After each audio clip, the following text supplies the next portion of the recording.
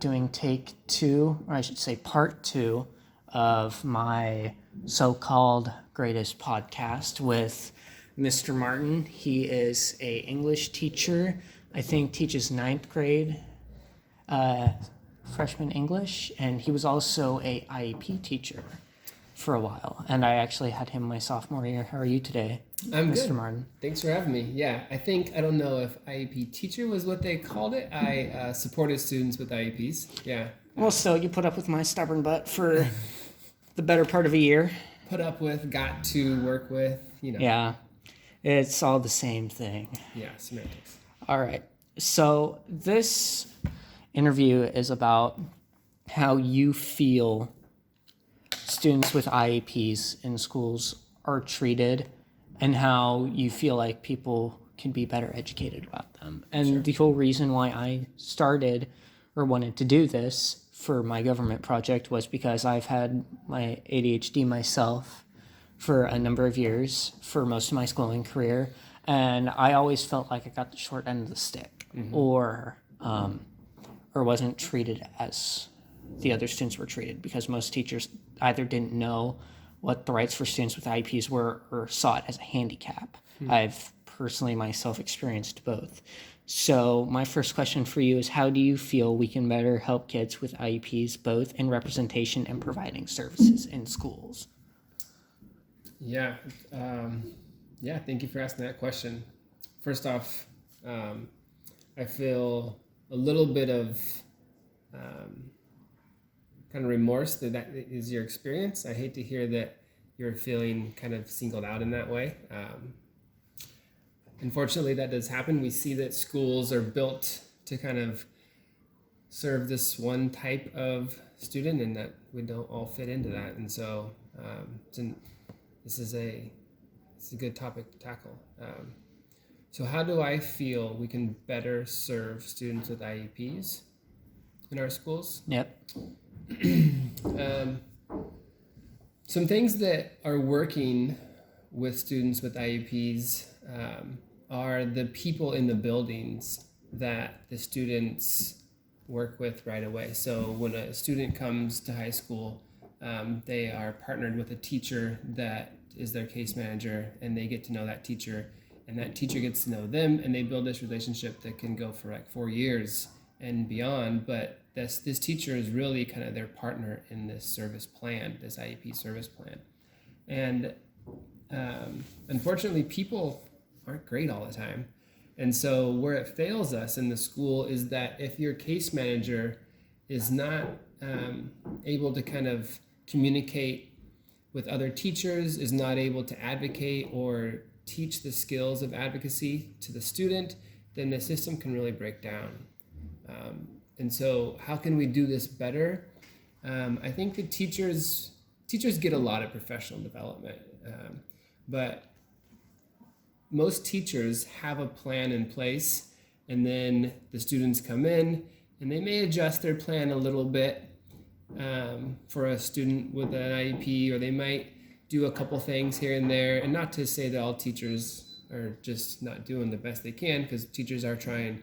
But when you have 30 kids in your classroom and you have this range of needs, really the teachers need to take the time to reflect on that lesson and think about the student with the IEP, or the student that has a different learning difference, or another learning difference, and then just take a day to reflect on that. How did that go for that student? And I feel that if teachers could do that for that student and think about how they can serve that student with an IEP, then that would transform their practice, and we would serve all students better because of that. Yeah, definitely. Thank you for that input. I truly do appreciate it. Yeah, you're welcome. All right. Okay. So question number 2. This is a more broad topic, not just about, it's really more not about teachers than it is more about parents at home. Because I definitely feel like if my father and mother would have known more about this at home, then I could have known how to exercise my rights more in that way. So this question is, how do you feel we can better educate people, aka parents, on regulations supporting kids with IEPs?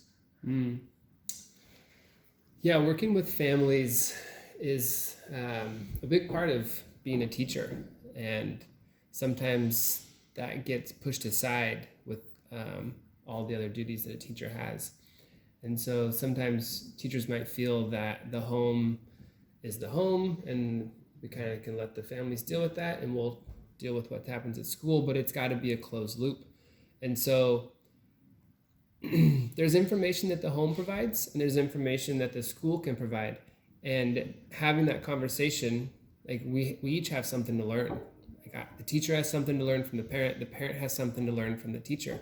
And while the parent may know the student better, of course, as their kid, the teacher is seeing things in the school that may not come up at home, and then they can have a conversation about how things might be working here that you could do there, or vice versa. And so it's, for me, this one just comes down to having that open communication. One rule that I apply to my teaching is to call and have a conversation. It's hard, but we try, with every family on my student list within that first quarter. And then sometimes even have 2 conversations. And so it's a lot of phone calls, but it just opens the door. And the parents kind of let their guard down a little bit. They say, hey, this person is here. And then we can have the harder conversations later if they come up. Yeah, thank you for that feedback. So basically what you're saying is you would like to see more more teacher and parent communication. Yeah, I think this teacher has a lot of responsibility to start that conversation early. And you start working your way through that list right away. And so you should have talked to all of the families before that first quarter is over. And so then you can then have other conversations, because you can't have the harder conversations unless you've had those groundwork ones. Yeah, definitely. Okay, and also this is kind of like a little bonus question for you, since you've been doing this for a number of years. You know how teaching goes down. This isn't something that I asked my other interviewee. How do you feel when a student and parents both know the student's rights with the IEP and how to execute them? How do you think that betters the student and their performance throughout those 4 years of high school? Definitely with the advocacy piece. A parent that knows their rights is able to advocate for their student, and we should be helping the student know their rights as well, so the student can advocate for themselves as early as possible. But a lot of times parents trust the educators. They say, it's the teacher or the school or whatever it is, I trust that they're going to do what's right. And again, people are not perfect, people try, but if you know your rights, which we should all do, no matter what the circumstance, in the school, out in the neighborhood, wherever it is, we got to know so that we can stand up for ourselves. The student does, the old saying, the squeaky wheel gets the grease, like when people are talking and advocating for themselves, stuff happens. People listen to that. So I definitely see an improvement in response time when that's happening. Yeah, definitely. That makes a lot of sense. And I can definitely say when I was personally dealing with this, that when I started learning more, and when my dad started learning more, because he was one of my main advocates for me during this, when he found out just how serious it was and just what he could do, he never stopped pushing for me. So I can definitely agree with that wholeheartedly, 100%. And I don't know if I told you this or not, but actually in about a month or so, I think on the 20th, somewhere in between the 20th and 14th, I'm going to be going to a meeting in Salem with state legislators where I would like to present a policy on guidelines that should be enforced in schools with kids with IEPs. What do you feel like should be said to state representatives about this topic? If I had the mic, so you want me to basically write your speech for you? Is that what this is? No, but I do want you to give me things to say from teachers. I'm kidding. I know you're fully capable. So there are parts that are working well. We don't want to throw out the whole thing, and there are parts that we could improve. Mostly with case lists. I think the biggest impact we could have is really focusing the number of people that a special education teacher can work with. Because if that person has 15 students, then that's a lot more time and energy than if they have 35 students or 40 students. One year I had over 40 students on my case list. And so when I'm trying to best serve all 40 something of those students, it's really hard. It takes a lot of time. And so if we can think about hiring teachers, how are we building the resilience in these teachers? And one thing that cuts into resilience in teachers is just overworking them. And so one thing I would ask is that we really think about our numbers. How are we assigning teachers to schools and to student populations? And can we make sure that that's an equitable number? Can we get a number that we can really overserve, if that's even a thing? Because we want to be giving each student enough time and attention that we deserve. Yeah, definitely makes sense. Is that all you have to say on the topic?